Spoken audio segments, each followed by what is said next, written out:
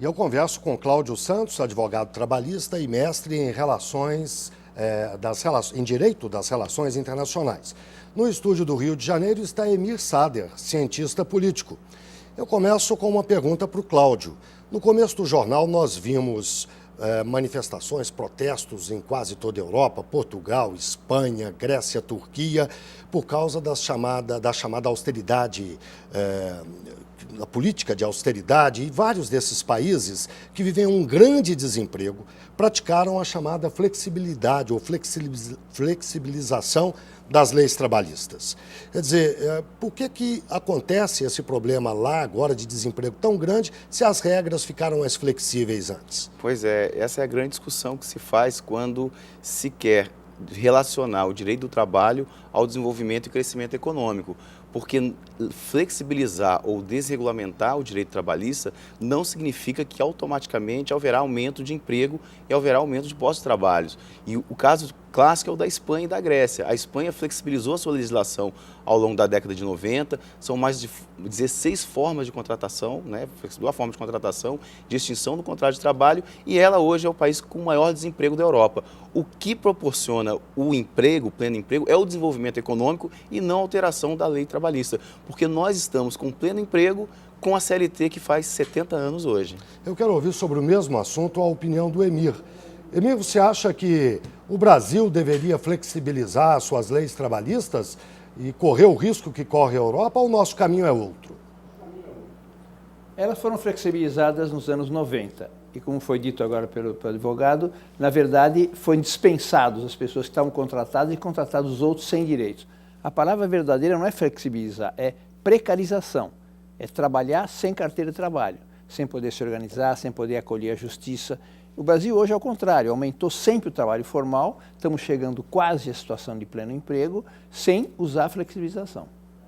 A questão das regras para atividade sindical, essas precisariam ser mudadas, na sua opinião? Na minha opinião, sim. Eu acho que a reforma que precisa ser feita, que ainda ficou no meio do caminho, é a reforma sindical. Nós precisamos modernizar as regras do direito do trabalho. Até hoje nós não ratificamos a Convenção 87 da OIT, que trata da liberdade sindical, que permite o fortalecimento das entidades sindicais. Porque com sindicatos fortes, os trabalhadores representados, efetivamente representados, esses sindicatos têm condições de pactuar com empregadores contratos e acordos coletivos de trabalho, que aí vão adaptar a sua realidade ao direito do trabalho. Então você tem uma legislação base, que é a CLT e a Constituição, e a possibilidade de acordos e convenções disporem sobre normas específicas daquelas atividades econômicas.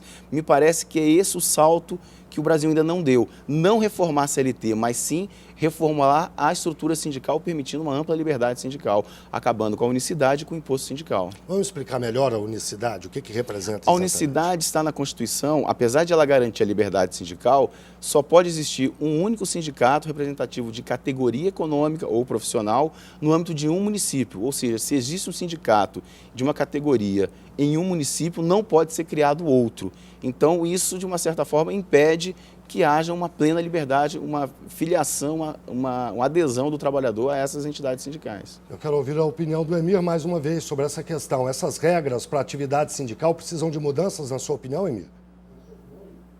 Eu acho que também está em questão o imposto sindical, que é uma limitação para a liberdade de organização sindical. E tem, em geral, possibilitado a multiplicação de sindicatos sem representatividade, esvaziando a capacidade de ação dos trabalhadores. A outra questão, eu acho que é a questão da diminuição da jornada de trabalho. O Brasil está vivendo praticamente um pleno emprego nessas condições propícias para diminuir a jornada, que é muito longa. A Europa diminuiu a jornada justamente quando teve pleno emprego, durante 30 anos. E o tema não está sendo colocado com força no Congresso. Não é prioritário o tema no Congresso, na discussão, quando 44 horas é muito. Porque o tempo não são 8 horas só. Da hora que o trabalhador sai da sua casa, que ele volta para casa, são 12, 14, ele chega absolutamente esfalfado, sem condições de continuar a usufruir utilmente, de maneira agradável, o resto do seu dia. Nós temos aqui, inclusive, uma pergunta que veio pelo Facebook. Nosso espectador é o Nésio Souza Monte, de São Gonçalo, no Rio de Janeiro, pergunta exatamente por que não aprovam a semana de 40 horas semanais? Por que tanto entrave? O problema está no Congresso mesmo? No Congresso são forças, né? As confederações patronais, nós vimos na reportagem, elas têm resistência a essa alteração da jornada de trabalho. O professor Emir Sader falou muito bem. Na Europa, praticamente 35, 36 horas de jornada, onde você permite que mais trabalhadores tenham acesso ao emprego, que as famílias consigam, não é, ter uma convivência, enfim, no seu lar. Agora, há uma resistência muito grande do patronato em relação à jornada. E o que acaba acontecendo? Horas extras, acidentes de trabalho, porque as pessoas acabam trabalhando além da sua jornada e de uma forma insegura. Então, todos ganhariam com a redução para 40 horas e até menos. Foi uma grande discussão quando a Constituição aprovou as 44, que nós tínhamos 48. Então, todos, não, como é possível? E nós nos adaptamos às 44. O país não quebrou, as empresas não quebraram. Não, e eu acho que é um momento, sim, o professor Emir Sader falou muito bem, de nós pegarmos essa bandeira de redução da jornada de trabalho. Isso vai garantir que nós mantenhamos esse nível de quase pleno emprego. O Emir quer falar, é isso, Emir? Eu acho que a ausência de financiamento público de campanha faz com que o Congresso tenha uma representação sobredimensionada de quem tem recursos, os lobbies, inclusive empresariais. Então a representação dos trabalhadores é muito pequena. Além de que não há uma tradição ainda forte de metalúrgicos, químicos, educadores, setor de saúde pública, de ter suas bancadas no Congresso. Então, no Congresso é difícil passar alguma coisa só.